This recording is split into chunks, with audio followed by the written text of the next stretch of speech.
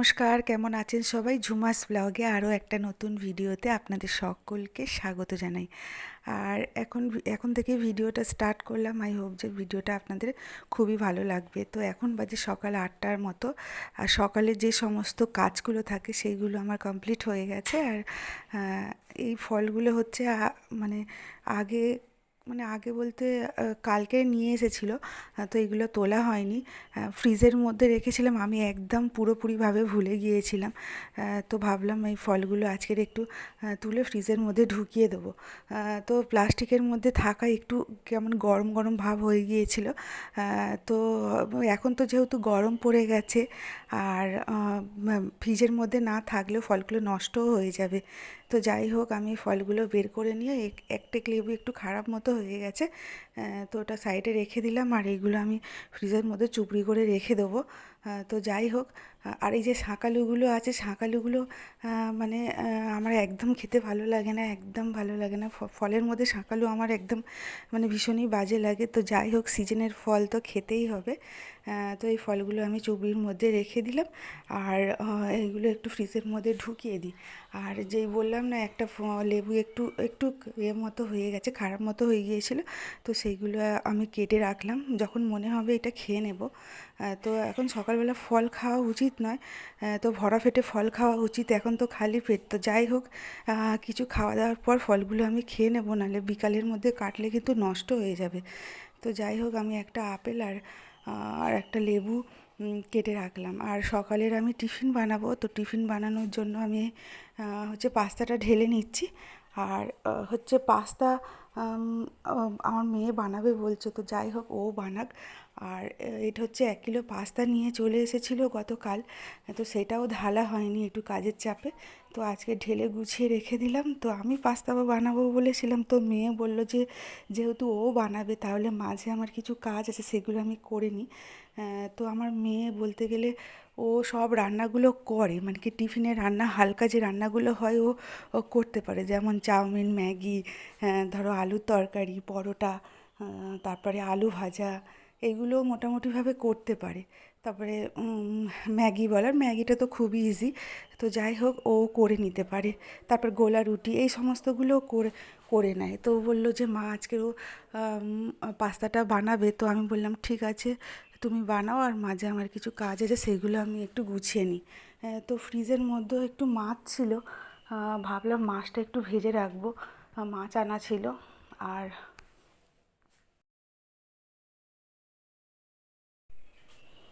আজকে যেহেতু অন্নপ্রাশন বাড়ি যাব, তো সেই জন্য আমি একটু তাড়াতাড়ি হচ্ছে কাজ টাজগুলো গুছিয়ে নিয়ে একটু তাড়াতাড়ি রেডি হব। তার কারণ হচ্ছে যে তোমাদের দাদাভাই চলে আসবে। ও আসলে সবাই আমরা একসাথে বেরিয়ে যাব।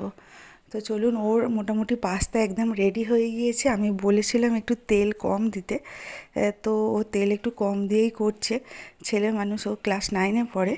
যাই হোক, ও করে দিয়েছে, আমরা খেয়ে টেয়ে নিয়েছি। আর এই দেখুন, ফ্রিজের মধ্যে মাছ আছে। আর ফ্রিজের মধ্যে মাছ থাকায় প্রচুর বরফ জমে গিয়েছে। ফ্রিজটা বন্ধ করে রাখলে তারপরে বরফগুলো গলে গেলে ফ্রিজটা একটু পরিষ্কার করে নিতে হবে। যাই হোক, মাছগুলো আমি বের করে রেখেছি, একটু ভেজে রেখে দেবো, কারণ ফ্রিজে মাছ বেশি দিন থাকলে টেস্ট থাকে না। তো যাই হোক, আমি ভেজে গুছিয়ে রেখে দিয়েছি। আর এই দেখুন, মানে আমি নয়, আমরা সবাই অন্নপ্রাশন বাড়ি চলে এসেছি। আর এই হচ্ছে পুচকু আর পুচকুর দিদি ভাই। তো এখানে ছবি দিয়েছে খুব সুন্দর করে, ভীষণই ভালো লাগছে। তো চলুন, ওইদিকে হচ্ছে ফুচকার স্টল দিয়েছে, তো ফুচকা, লস্যি সমস্ত কিছু এগুলো একটু খেয়ে নেব। আর শাশুড়ি মা আসবেন না বলছিলেন, তো আমি জোর করেই নিয়ে এসেছি, যেহেতু একটু কাছাকাছির মধ্যে অন্নপ্রাশন বাড়িটা। আর বেশি দূরে হলে বলতাম না, কারণ ওনার বয়স হয়ে গেছে, বেশি দূরে উনি যেতে পারবেন না। যেহেতু কাছাকাছির মধ্যে ছিল অনুষ্ঠান বাড়িটা, আর তো আমি বললাম যে চলুন ওইখান থেকে আপনি খাওয়া দাওয়া করে আসবেন। তো ওনাকে নিয়ে গিয়েছিলাম। তো যাই হোক, আমরা খাওয়া দাওয়া করে বাড়িতে ফিরে পড়েছি। আর এই হালকা মেকআপ করে গিয়েছিলাম, যেহেতু গরম পড়ে গিয়েছে। তো যাই হোক, এই মেকআপটা এখন আমি নিচে গিয়ে তুলতে হবে। আর লিপস্টিকটা খুব ভালো কোম্পানির লিপস্টিক, তো ঠিকঠাকভাবে তোলা যায় না। তো যাই হোক, একটু কাজল আর একটু লিপস্টিকই দিয়েছিলাম হালকা করে। তো লিপস্টিক আর কাজলটা তুলে নিতে হবে। আর আমার মানে মোটামুটিভাবে এই যে মেকআপ করে যদি কোথাও যাই, তো আমাকে সেই মেকআপটা তুলতেই হবে, আর নইলে আমার ঘুম আসবে না। তো যাই হোক, আমি একদম পরিষ্কার করে নিয়েছি আর ফেস ওয়াশ দিয়ে মুখটাও ধুয়ে নিয়েছি, আর ব্যাস পুরোপুরিভাবে মুখটা ক্লিন করে নিয়েছি। এবার আমি একটু রেস্ট নিয়ে নেব, আর তারপরে রাত্রিরে খাওয়া দাওয়ার কথা পরে চিন্তা হবে।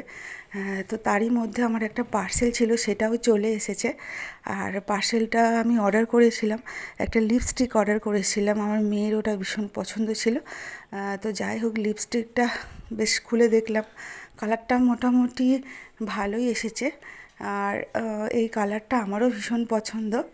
আর তো যাই হোক, তো এটা চলে এসেছে, এটা আমি রেখে দিই, তারপরে একটু রেস্ট নিয়ে নেব। আর বিকালে আমরা একটু বাইরেটা বেরাই, তো ভাবলাম একটু বিকালে বাইরেটা বেরোবো, যেহেতু খাওয়া দাওয়ার একটু চাপ হয়ে গেছে, একটু হাঁটাহাঁটি করতে হবে।